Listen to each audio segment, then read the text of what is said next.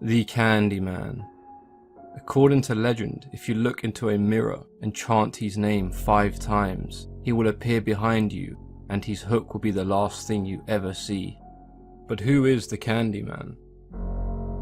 The story itself first appeared in 1890 after the death of a painter in Chicago. The Candyman was the son of a slave who became extremely wealthy when he invented a machine that allowed him to mass-produce shoes during the American Civil War.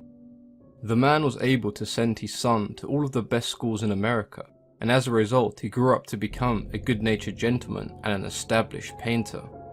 The young man was commissioned by a wealthy landowner to paint his daughter. The painter fell in love with the landowner's daughter, and they would eventually have a child outside of wedlock. When the girl's father discovered their relationship, he was outraged. He hired a lynch mob to find and kill the painter. Eventually they cornered the painter in a barn, and they cut off his right hand with a rusty blade. They smeared his body with honey, and watched as bees stung him to death. Future generations of the neighborhood would christen him the Candyman. The Candyman is a towering 6 foot 5 inches tall. He wears a brown fur trench coat, a white cravat around his neck, grey pants, and polished leather shoes. He has a bloody hook in place of his right hand, which he uses to mutilate his victims. The trench coat is used to cover the grotesque mutilations he suffered. Underneath it reveals his skinless ribcage and his hollowed out abdomen, his organs infested by the bees that live within him. In the second Candyman movie, we find out that his name is Daniel. Sometime after his death, Daniel's ghost rose from the grave and became a vengeful spirit who will torment anyone who dares to question his existence.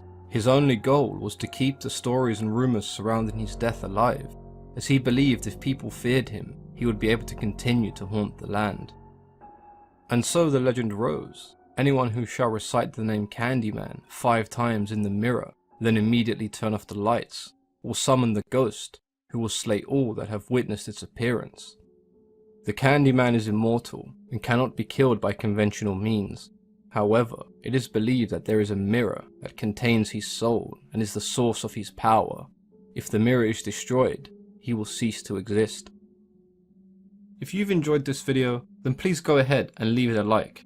Consider subscribing if folklore and mythology is something that interests you. If you have anything you'd like to discuss or have any ideas for future videos, then please go ahead and let me know in the comments below. As always, I've been your host, Mythology.